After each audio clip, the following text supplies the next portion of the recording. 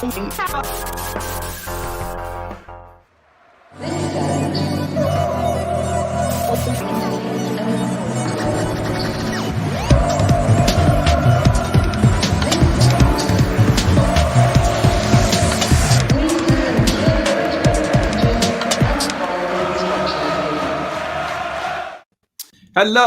everybody. Welcome along to the Blue Monday live Q&A stream. And this is the first of 10 million plugs from me tonight to say, you guys set the agenda. Seb and I will talk about whatever the hell you want to. So make sure you populate that chat full of questions. We'll try and do as many of them as we possibly can over the next 30 minutes or so. And if it's really good going, we'll do even more. Let's say some hellos quickly to Charlie, FPL Tractor, Skip Intro. That means I shouldn't be doing this bit if I take his name literally there. Andres, Anthony, M1. Guys, get your questions in ASAP. If you're watching on Twitter, give us a little retweet as well. Try and draw a few more people to the stream. Let's say hello to Seb, who was at Oldham last night, so we can kick off with that. Oldham, known as near Baltic in terms of temperatures. Have you warmed up?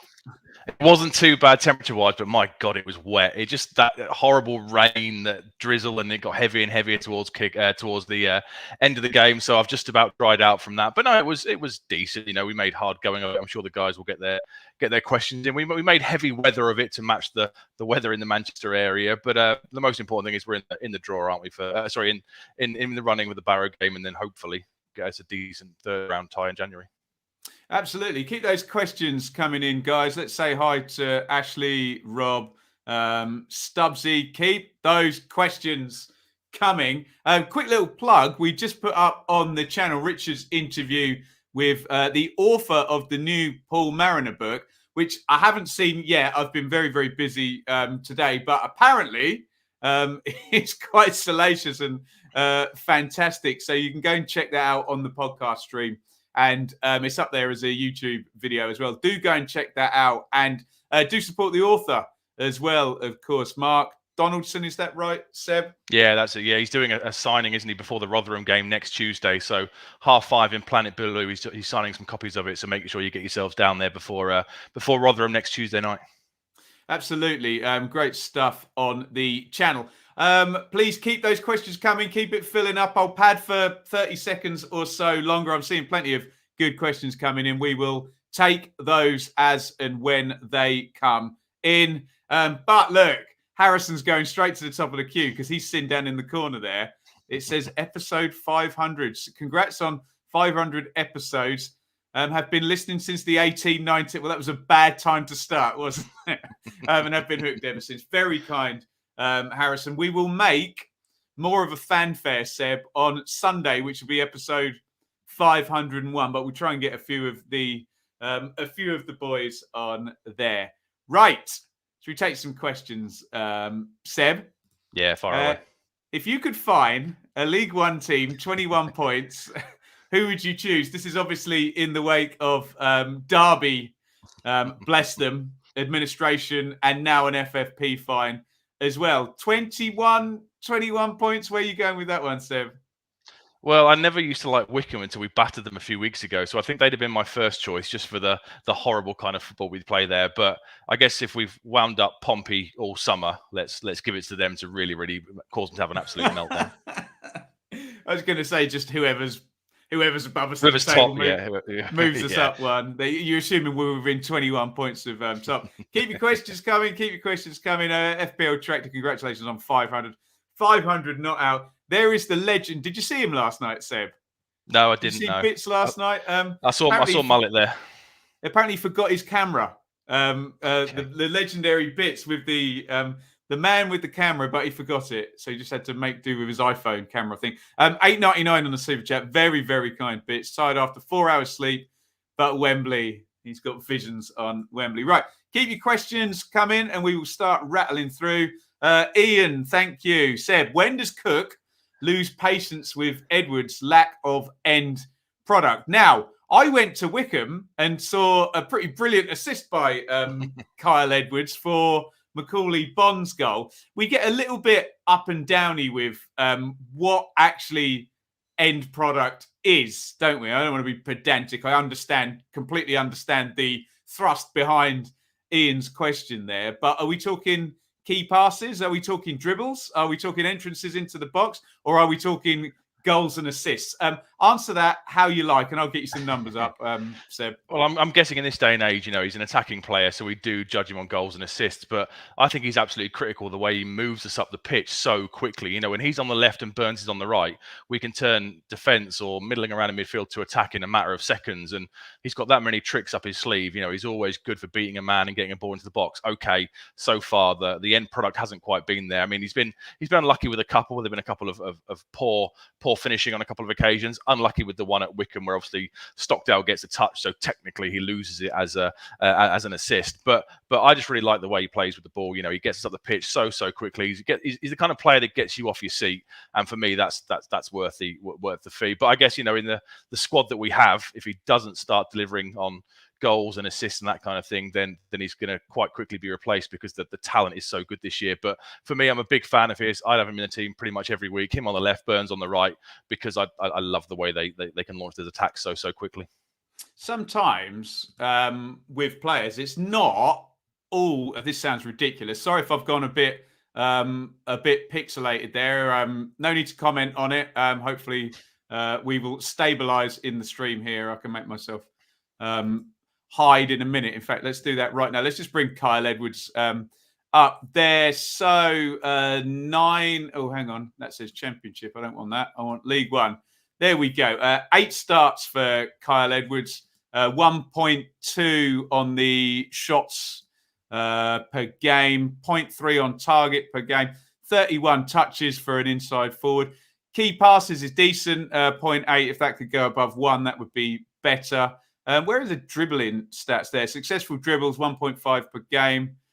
Maybe that could go a little bit higher. So yeah, I kind of take Ian's point. But sometimes, and I always remember, I'm not comparing Kyle Edwards to Paolo Di Canio, but sometimes when a player is feared by the opponents and draws other players around them and maybe draws yellow cards, wins free kicks, etc., that can be construed as their product, if not necessarily end product. Keep your questions coming in. What is the next one? Seb, where we as bad as the commentary made out? I was on a swanky gig last night in Mayfair, Seb, so I didn't listen to the commentary or see the game. You were there, but you didn't listen to the commentary. So forget the commentary bit, but did we play well? No, I mean, the first half, 20 minutes, half an hour was pretty poor. There was a real lack of intensity. We just weren't pressing and doing the basics. Okay, the weather wasn't great, but that's a leveler for both sides. And, Oldham just kept getting the ball and pinging it out wide. And poor Bailey Clements had very little protection from Chaplin. He was kind of drifting inside to the number 10, but Harper was playing in the number 10 role. So a bit of confusion there. And we just didn't get going in the slightest. It was, I mean, they should have gone ahead before they did. Big save with his legs from Walton when the guy gets in down there right, pulls it back to the penalty spot, and thankfully Walton makes a big save. So they fully deserved to go ahead with the goal from the corner, and it was a complete gift that got us back into the game. And at that stage, you're thinking, we're not up for this. We're not going to create anything. I know a lot of players played who haven't played much in recent weeks, so is there an element of fitness about it? But we just were really, really poor for the first 30 minutes or so. Started the second half in the similar sort of vein, and then slowly grew into the game. I guess the slightly better fitness than Oldham started to tell as the game went on, and it took an absolute worldie of a strike from El Mazzuni to win it. And it was always going to be that kind of game, I guess. Our 2 goals are a complete gift when their player collides and drops the ball, and a worldie from El Mazzuni. It was a poor night, but we got the result. Like Cook said post match, we got the result. That's the most important thing, and I guess a few extra players got some minutes into their legs. Tremendous. M1. I'm not great with stats, but I feel like we seem to do better from 1 goal down than 1 goal up. Why is this, and what can we do?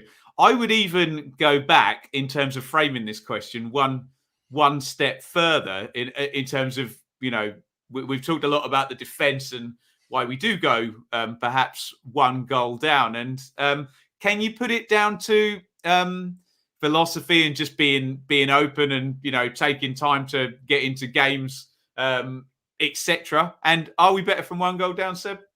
Potentially, yeah. I mean, you know, Cook's come out and said it's not his style, is it, to shut up shop? And I think that the kind of game we play with the expansive fullbacks and the wide players getting forward, we're always going to leave ourselves slightly open. But you know, I guess in the old days, we would level an accusation and say, you know, we were mentally fragile and stuff. But we do come from behind a couple of times. I know we've let a lot of leads slip this season, but we do show a little bit of character occasionally, which I guess is good to see throughout the squad. Absolutely. Ashley, do you agree that Cook's ideas are finally coming through and style of play is getting fully embedded? If I could go first on that one, Seb, I think the ideas have been coming through since day one. It's fairly plain what he's trying to do. Ashley's obviously talking about then the execution of said ideas. We were just talking before we pressed go on this, Seb and I, that even with cup games, you know, this run now is 1 defeat in 11 or 2 defeats in 15, depending on. Let's go with 1 defeat in 11. And obviously, we're in the midst of a tricky league run, which does continue. I'm sure we'll get some questions on the league games going forward with Sunderland and Rotherham coming up. But it very much looks like it's sort of bottomed out at maybe Bolton or Accrington, depending on which numbers you want to look at, and is definitely trending up now. And Seb, a term I always use for a team in form is, okay, 1 defeat in 11, give me 1 defeat in the next 11, and then you've got something, you know, can you roll out what you've just done over the last 11 games over the next 11? What's your view? Yeah, I agree. You can see what he wants to do. Like you said, it was kind of shown from day one with the fullbacks and stuff getting forward and the big switches out by Lee Evans. But in the last few games, you know, you know what you're going to get now week in, week out. And we have started to put some decent momentum together. I guess you could argue against Oxford that was potentially a point dropped at the weekend, given that we had the bad start. So we need to start clawing back points on those top 6 sides. But you know, it's just so good to watch, isn't it? It's so entertaining now. At least we're going to football to be entertained. You know what you're going to see. Our goal record, I don't know if we still are, but at one point we were the joint top scorers with Fulham in the EFL, weren't we? So, you know, at least we're being entertained. That will have changed. Yeah. Blackburn since then, Seb, I think. Very fun. But at least it's entertaining to watch. And, you know, it's the kind of football that we all want to see week in, week out. That can't be questioned. Yeah. And look, I've obviously been COVIDed and then small babied, but from my view, at the Wycombe game, as I'm kind of getting back into games now, the upside and the ceiling is huge if they can get this right. And you know, I've said that a few times, that when you do see, like you suggested, a quick transition, players bombing forward, and as Jim Magilton said about the great Joe Royle as well, pass forward, run forward, attack. You know, no sort of build up for the sake of build up. You know, try and score goals, have shots, etc., etc. Ian, the recent performances show that we're a decent away team, playing quick breaking football, but lack the cohesion to control games for 90 minutes at home. Yes, I think I totally agree. In terms of Cook at Wigan, and I mean, I know Mikey had a Pompey fan and a Wigan fan on the podcast. I don't think at home they played any differently. I think it was get forward, go at teams. I guess Ian's point is that, you know, if you get teams sitting at Portman Road and the normal big shiny stadium argument, but I think it's fairly reasonable now that we're, quote, a better away team, and I think our away support and kind of presence helps with that, doesn't it? Yeah, massively. I mean, Christ, was it today we've sold like over 3,000 tickets for the Charlton game coming up in a few weeks' time? You know, that away following is absolutely superb, and the players really feed off that, don't they? You know, if you're taking up 2/3 of a stadium or whatever, it's only going to naturally translate itself to the pitch. Feels like in London, it's even in the, you know, the kind of, I don't want to say bad times, but what can I say? The kind of dull meanderings of the Championship. You know, those London games were still, the away ends were pretty much often full, hoping for a jammy 1-0 somewhere. And we got. But last night, you know, we had 500 people there last night. I thought just under 500 people on a Tuesday night in an FA Cup replay. You know, you go back 2 seasons or whatever, that wouldn't have happened. So, you know, what we're seeing on the pitch is really, really good, and the fans are responding to that. I think there's a groundhopper element to some of them, aren't there? And true, yeah, I ticked it off last night. It was one of mine. Yeah, there'll be plenty of fans that won't have seen Ipswich at Oldham. I think you said in the preview show we did last time it was 97 or something. The previous time 3-3 we went there. Yeah. Yeah, so it's been 20 years since we've been there. And for some ground hoppers, it's not about going to the stadium. It's about seeing the team you support play in the stadium. That's elite level ground hopping as well. Not a question, but skip intro. I think Edward's lack of end product is temporary. I think he's trying too hard. Once he gets a goal, he'll shine. I hope you're right. Anthony, in your eyes, any gaps we need to fill in January transfers? Well, I guess there'll be more moved out than come in. You can free up some squad places, can't you? Maybe the likes of Jackson, Norwood, Nolan moving on. I guess before the last couple of weeks, all I was worried about was the replacement for Morsey. So, if he's not playing, who's going to be that midfield kind of, destroyer and looking to lead by example in the centre of the pitch? But El Mazzuni's really stepped up this year. He's clearly bulked up in the summer, and I'd be happy if El, we know there's going to be a suspension coming at some point with Morsey. If he has to sit out a game or two, I'd have no qualms about El Mazzuni slotting in nicely. So, maybe I'd rather, if we could get January business done, do we look to maybe get Walton done at a cheap fee before he's out of contract in the summer, and maybe obviously Macaulay Bond that we've discussed in the past before, make those deals permanent rather than that's try the one you don't want to have to fill, isn't it? A top scorer, and then I know, and a solid goalkeeper as well.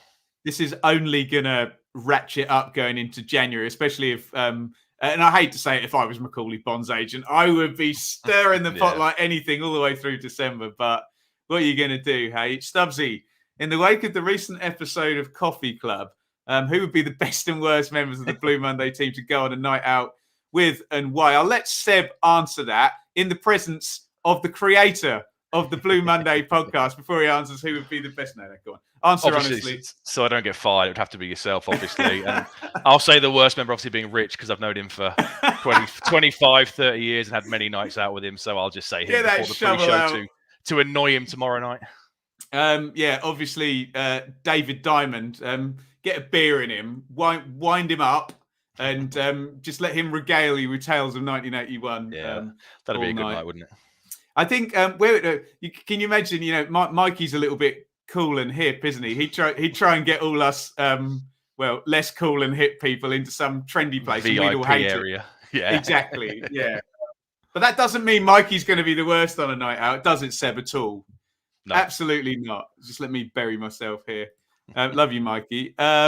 Didn't Cook mention Edward's lack of end product compared to Bond, Burns, and Chaplin? Did he? I'm not. If anyone's got that, did you catch that, Seb? I didn't notice that, to be honest. No, I've not noticed it.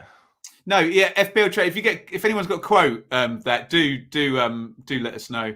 Indeed, M1 is Pigott having a bad season or just bad luck? Now, there's a couple of ways to answer that. You can be very binary and say, well, you're at the club and you're being kept out of the team by a loanee, and you can win minutes on the pitch in training. Obviously, there's been some sad personal problems that we've had to talk about in terms of Pigott. Do you class kind of wrong place, wrong time a little bit as bad luck? That's how it looks, I guess, at the moment. When he came in the summer, I think we all expected him to be the main guy. He's got the number 9 shirt. He's got the pedigree at this level. I kind of assumed he'd be the one that would get us 20, 25 goals this season. And Macaulay Bond would be more of the either playing out wide role or the impact kind of sub. He's had terrible bad luck. He's had a couple of injuries and the sad news in his personal life. He looked rusty again last night, but he's barely played, has he? He's not really had that much of a chance to show what he can do. I know he started the first 3 games of the season before Bond came in and started scoring and never looked back. So he's never really had a decent, consistent run. We know he's got good pedigree at this level, and he's still got 3 goals this season, albeit one was a penalty. And I do think at some point he'll be crucial for this season, because Bond won't be able to keep this up. Hopefully Bond stays for the whole season, but I can't see him be able to keep this level of intensity up all year. So I think Pigott will have a role to play, and it's important that we do keep him kind of fresh with minutes last night, like we can as best we can with the games going forward. He'll play against Barrow, won't he? And he'll play against Arsenal's I hope might start to get more than the odd 30-second, 90-second appearance in the league here and there. Absolutely. Kev, evening, guys. Hope you're well. Thank you, Kev. Yeah, very well. I'm looking forward to Sunderland and Ipswich this weekend. 2 massive clubs. We, Sunderland, are in poor form lately. Do you fancy your chances of a win? Look, you're talking to long-suffering... Well, can you imagine Ipswich fans and Sunderland fans discussing the chances of they'd both be giving the other team the win. Kev, you may or may not be aware of the hashtag #PackOutPR campaign. So we think there may be a very, very large attendance at the home game against Sunderland. So my brain says, take a point of Dave Diamond. Take a point, and can we get the win in that home game? Yeah. However, it would be the most Ipswich thing possible to hashtag pack out PR and lose 1-0 at home to Sunderland in front of 28,500 people. But people tell me off for being too pragmatic here. Should I be being more confident about a trip to Sunderland? Streaky Lee's lost 3 in a row. You know what happens next? Given the form, he's lost 3 and 1 in the cup, so 4 on the bounce, and then along came Ipswich. I mean, our record up there is pretty shocking. I remember I saw a win a few years ago. I think it was mixed last year, but apart from that, it's always been a defeat. Obviously, me and Rich will discuss it more in depth on the pre-match show, which we're recording tomorrow to go out on Friday for those of you making the long run. But personally, it might be the negative side of me. If you offered me a point right now, I think I'd snap your hand off. I know they're in bad form, but they are one of the big boys, and our record up there is pretty abysmal. One of the big boys. Bits, in all seriousness, thank you again for that super chat, Bits. In all seriousness, you look around at teams like Oldham, feel very proud and privileged to be an Ipswich fan at the moment, only 1 defeat in 11. And we should have got something out of that. Yeah, could be a lot worse. Bod the Nod. Evening, Bod the Nod. Which of our low knees would you want to sign? I think there might be a resounding answer to this question. For me, Walton has been excellent lately. I'd have him ahead of Bon or Bursant. Goals. Goals win your games. Yeah, a good keeper is probably solid for 10 points or so a season. But the goals at the top end of the pitch is the hardest thing to do in football. That's why they're paid the big money. So for me, it would be Bon every day of the week. If we could get a lovely, I think Joe said it a few weeks ago on one of these shows. Imagine a tweet from the club on like New Year's, 1 minute past midnight on New Year's Day, saying something like, he's here to stay. Wouldn't that just be incredible? That would be lovely indeed. Especially because I'm very good friends with a Charlton fan who told me, he won't score you any goals, Ben. I just want him to get up to 20 before I send him a text. That'd be quite fun. Actually, and he's going to be going back to Charlton December the 7th, that game you were talking about, weren't you? Rob. Hi, Rob. Any thoughts as to why Wolfie got hooked at half time, Seb? No, I mean, he then had to slot Edmondson across to the right centre-half role to bring Burgess on. So I don't know if he picked up a knock. He wasn't great in the first half, but then to be fair, nobody was. So, you could have subbed pretty much any single one of the team. So I don't know if he picked up something. He didn't look injured on the night, and it resulted in a tactical reshuffle. But I guess for whatever reason, he wanted that extra bit of physicality and height at the back to deal with them. And they were putting a lot of crosses in from wide. So I guess it makes sense to have a slightly bigger person in the box to be able to knock things clear. Mark. Is there any way back for Norwood with Pigott looking a little lost? Surely Norwood could still do a job, especially if Bon fades. I think not, Mark. And I think if Pigott is struggling, I think Cook would rather push Norwood's wages off the bill and bring somebody. I think that ship has sailed now, has it? Seb, what do you think? I think so, yeah. I mean, we've had nothing official from the club, have we? But all the stories have been run that he is available for a transfer. The poor guy's going through some stuff as well in his personal life, if you look at his social media and stuff. So we wish him... He did, yeah. It looks like he was away for a weekend somewhere and he's come back and his car's been stolen and stuff. So we wish him well. There is a player in there. His record when fit is a perfectly decent 1-in-2 ratio at this level. He just doesn't really fit in anymore, does he, with the new club kind of mentality and structure and identity. He just doesn't fit anymore. So we shake hands, we push back, and I guess if they can, they'll look to move him on in January, either on a loan to a non-threatening League One club that's not going to interfere with us, and hopefully shift some 50%, 70% of his wages or something before releasing in the summer. Can I push back a bit on that, Seb? Do you think he's a viable League One striker, or do you think he might end up... When fit, yeah, but, he just can't do it regularly. The stories up here linking him with Tranmere, the fairy tale return, and I'm sure if he went back there, he'd probably start knocking out... Goals, wouldn't he? Yeah, he'd score 20 goals and play 45 games a season like he was for the 5 or 6 years before he joined us. But I don't know. He could still do a job in League One at a lower league side, but that when you sign him, you're going to get probably half or 2/3 of the amount of games out of him, because for whatever reason, he's very injury prone. This is good fun. Look at that one, Seb. Given the lack of cover for Morsey and Wolfie's lack of physicality at centre-back, do you think he could be developed into a holding midfielder? That's the sort of thing you do on Football Manager, isn't it? And, yeah. Take all the credit. I mean, when, who said that? Skip intro. When you actually lay it out and you think about his qualities, Got he the could do it. attributes. We saw, and again, I wasn't comparing Edwards to Di Canio, and I'm not comparing Wolfenden to Ben White, but I saw Ben White play an entire season for Leeds in a back four, really open back four, and then go and sit in central midfield for Brighton as well. So good fun suggestion. I like that. Yeah, he's got the attributes, hasn't he? You know, he's good with the ball at his feet. He's physical. He's fairly quickish. I think he could maybe do the job there, but I guess obviously, you know, Morsey and Evans are going to be nailed on for the absolute rest of the season, and El Mazzuni is the natural replacement if either of them drop out for any reason. FPL Tractor adds, I could be wrong, look like an arranged sub to me. Give potentially. Both Yeah, maybe. But I guess why wouldn't you take Edmondson off if you're going to make an arranged sub? Then the rest of the guys been playing week in, week out. I know he's back at the club where he started, and he might have wanted to play the whole game. But yeah, maybe it wasn't arranged. You can make 5 subs, can't you? So Ipswich of our own parish here. What league position will now I want to give a serious answer to this. Will ITFC be at Blue Monday episode 550? Now we rattle through the episodes these days, don't we? We're back on 3 a week. 3 a week, and the occasional special. So it'll be next season. Yeah. Won't it? Well, we did 553. I can't do this. We're not that. If we get in the far playoffs, it could be the Wembley episode, couldn't it?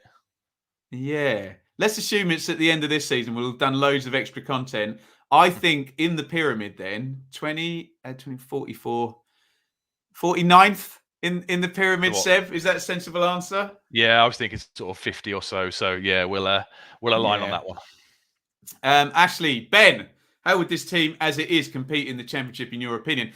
Player for player, do you know what? They look more viable than several teams that Mick had in sort of 17. I suppose he had a Tom Lawrence or a Bersant Salina, go figure, in a couple of those seasons. It's all about the pattern of play, isn't it? I always maintain you're better off having a run at it, coming up with momentum. We know there's a lot of dirge in the Championship, you know, cycling round and round. And sort of if you ask fans of Forest or Bristol City now or Preston, they feel a little bit like we were in the washing machine, just going round and round. And if you get a fair wind, you can move past those teams. And of course, as we know, the Championship now has 2 teams with points deduction. You just wonder, as things go forward, is there going to be 2 teams every season having a points deduction? And with Derby, basically, there's only 2 relegation places now, isn't it? Because they're not going to fight back at minus 21. So I would be reasonably confident. And let's be honest, Seb, like you've said, I'd rather have a crack at it Paul Cook style than sitting there and try and dirge out 17th place and not get relegated. And like you say, go with the momentum like Sheffield United did all those years ago. You know, momentum can be so key in football. And with a couple of canny additions, you know, you'd probably need another striker and stuff and probably another centre-back. But yeah, with a couple of additions, then you could make a decent fist of it and then look to really, really build year on year. Morning from Melbourne. Welcome, Nathan, in lovely Australia. I hope you're not locked down, but we don't go too political on this show, do we? But I think a lot of Australians still are, bless them, aren't they? Right. M1. We all know Norwood is on the way out. What will he need as an incentive? Would need to be a good-sized club for the money, but we can't risk giving him to a potential club this season. Do you know how long the contract is? I think it expires in the summer. I think they've got the normal option. It was a 3-year with an option, so he'll be released in the summer regardless. I guess if they can shift him out, he's on a decent wage, and let's be honest, that's why he's not moved on in previous transfer windows. If we can shift him out and recoup 3/4 of his wage in January, that's probably what they'll look to do, and then just release him in the summer.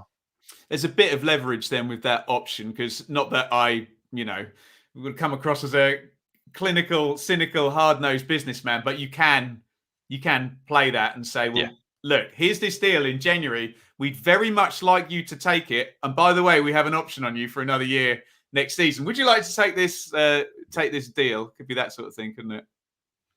Michael, another Aussie. There we go. Morning from Brisbane. 19 or so players came in. Not all transfers come off. Is there one player you hoped more from? Mine is Evans. I just hoped he would be so much better on and off the pitch. We have this conversation a lot that you forget about certain people who've arrived. I suppose I won't let you say Pigott because we've spoken about him and obviously big goals total last season. Anyone I'd say that sort of one of the left underwhelmed? backs, I guess the left back is the position that hasn't really been nailed down. We kind of had good expectations of Coulson, but for whatever reason, he's not been able to get a decent run going yet, given the injury problems he's had. So, yeah, either Coulson or Penny for me, I guess. The fact we've got Bailey Clements now playing at left back kind of tells you that those two transfers so far haven't really worked out yet. And I guess if Coulson is going to stay injured, you might have to make a decision in January. You know, they've got a new manager now. They might want him back up at Middlesbrough to take a look at him.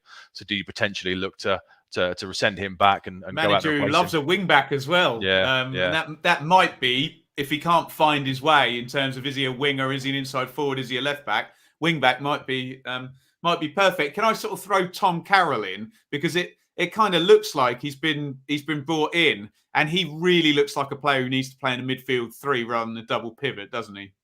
Yeah, but I'll be honest, I wasn't expecting much from him, because I kind of figured that, you know, if he was going to be tearing up every single week, we wouldn't have got a hope in hell of signing him in the first place. So, you know, whilst he's coming in and done very well, I kind of assumed he'd be playing a bit part role. Otherwise, he'd be higher up the food chain.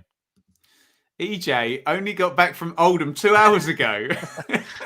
I wonder if that's sarcasm or one of Steve Tyler's Aerosmith lost weekends in Oldham. Great, we're in the second round. Nice to get a big team in round 3 if we win the next game. God, come on, Man United away, please. It'd be brilliant, wouldn't it? Yeah, Liverpool away, Man City away, Tottenham in the new stadium. Something like that would be incredible. I mean, it won't be. We all know it'll be something like Exeter away or something. You know, it'll be something that's 7 hours on, and then a replay. Yeah, replay. Yeah, it'll be something that's 7 hours on a coach. We never get that luck, do we?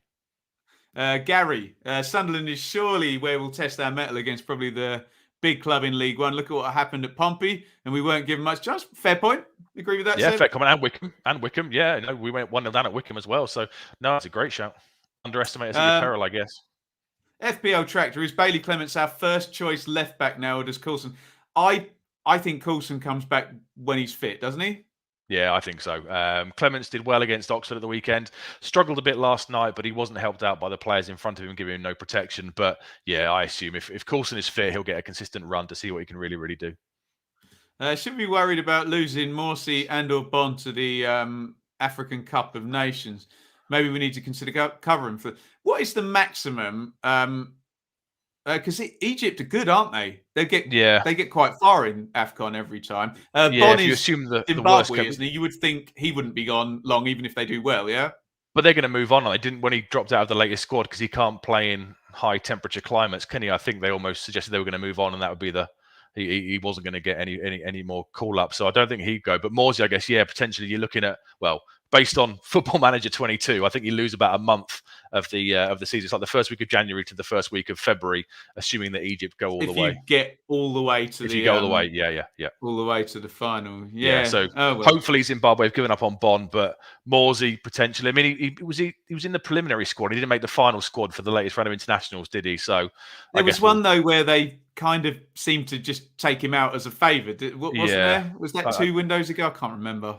Something like that. I mean, if we were to lose him, the worst case is going to be a month, which I'm guessing could cover at that time of year a couple of FA Cup ties and maybe 3-4 league games. But with El Mazzouni, able to sit in or drop Harper back alongside Evans, Tom Carroll comes in, there are options to replace if need be. You just hope that the momentum's going and things are moving on, and you get the what I call the Chris Makin scenario, where someone could just come in and look like they've, because the team around them is really, really good. Someone just slots in, knows the role, and just and then it's like you've never lost him. Fishing with Nick after signing Bon and Walton. Okay. How about signing Jay Matete to play alongside? Is that the fella from Fleetwood? Yeah, played really well, didn't he? He's out of contract at the end of the summer, so he will be available, I guess, for a relatively cut down fee. I wasn't at the Fleetwood game, but everyone was raving about him. And was it the video that the final whistle where Morsey screams in his face delight at the result, which I guess was kind of I saw it almost like a sign of respect that he'd been going in this battle with this kid. So yeah, he'd be a brilliant sign. That's exactly what it was, Seb. It was respect, wasn't it? That's tremendous. Which Reading player do you want? Can we get maybe we can get John Swift then? Andy Carroll. Oh, yeah. He's just gone there, isn't he? Bizarre. They signed Andy Carroll, and 2 days later they get done for financial fair play.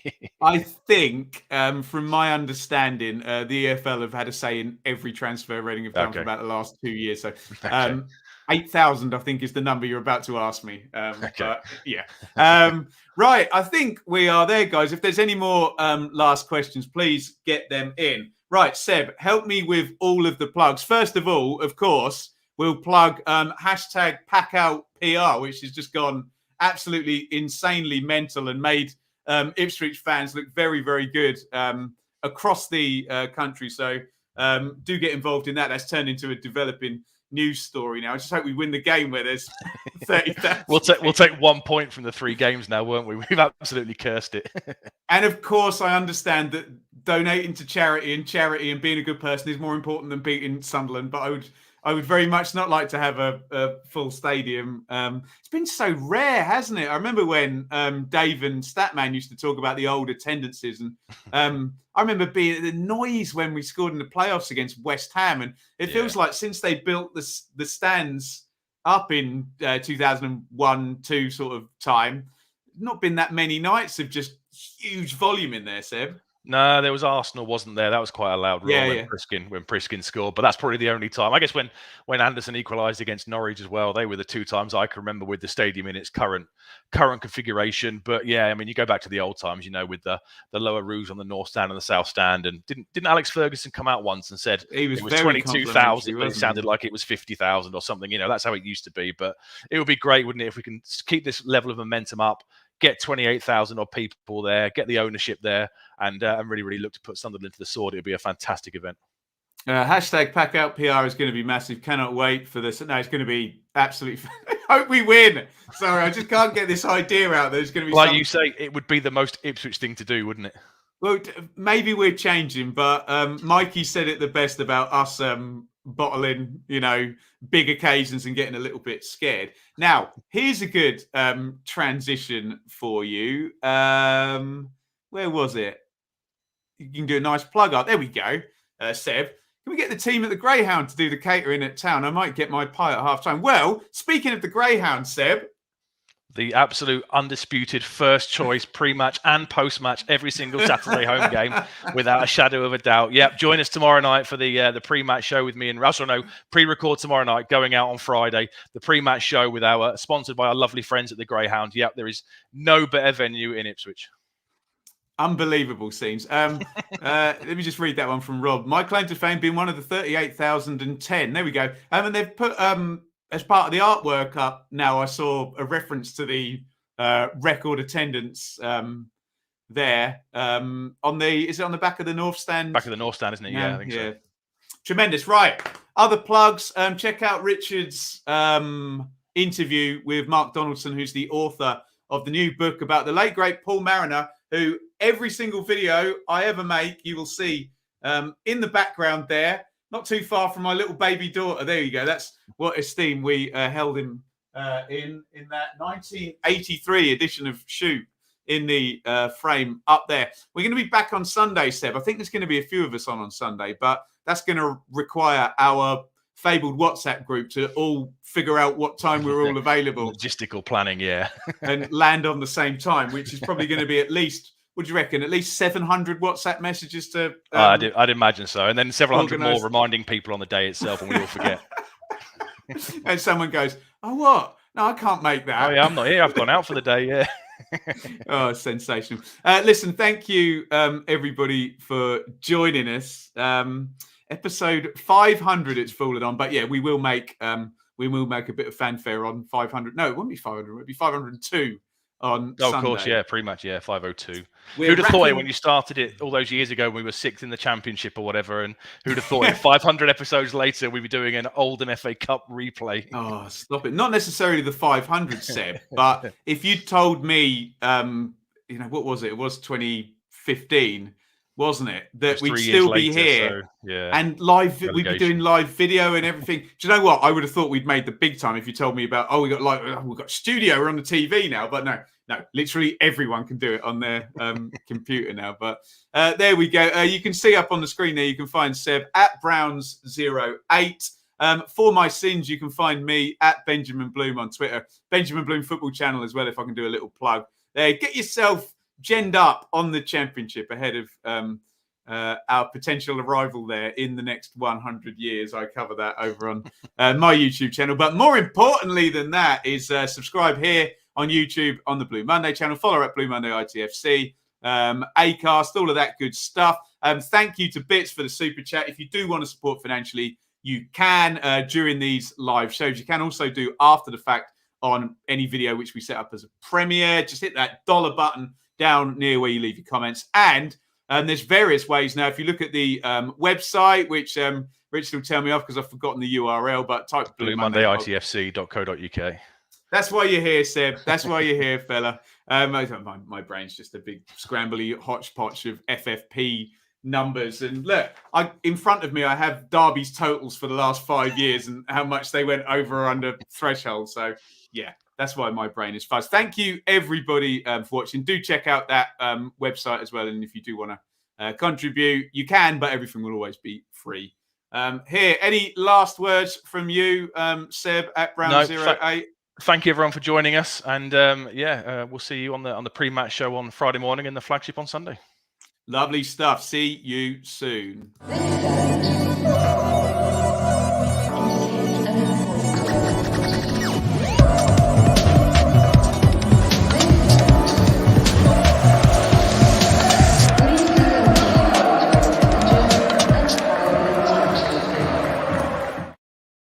So I'm just going to come back in right at the end of the show. We were just going to leave. We're just going to say a quick thank you to Gary there, who's just super chatted £4.49. Thank you very much, Gary. He says great show as always. I was literally going to click the off button then, but that came up. We wanted to say thank you very much. So I will now, the other side of the outro, there's an Easter egg like at the end of a Marvel film for anybody there. I will now bid you farewell and say over and out. Thank you again, Gary.